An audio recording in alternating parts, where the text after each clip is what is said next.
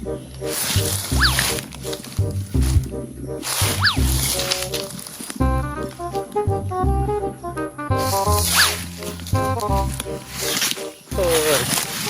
ំ2025ចិត្តចូលឆ្នាំ2026ហើយ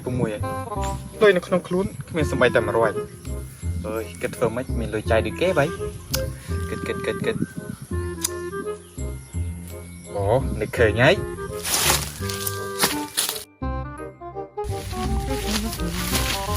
អាយ៉ា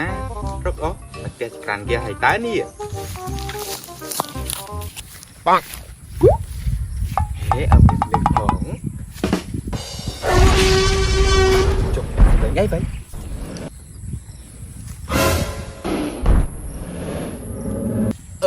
អើយ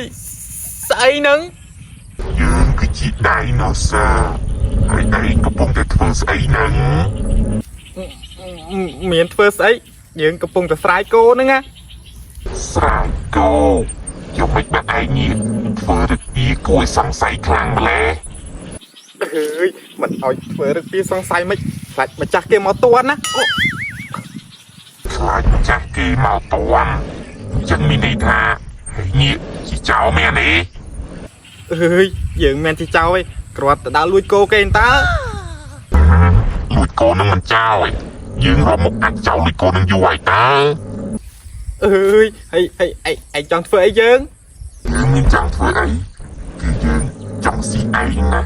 ឯងមើលរៀងយើងមើលខានស៊ីអីយូរហើយវារៀងស្គមតិចឥឡូវបាច់ចំណេញមកដល់ហើយស៊ីអូយនៅបានទេមកអាចចោលចង្រៃថ្ងៃក្រោយរៀងហើយ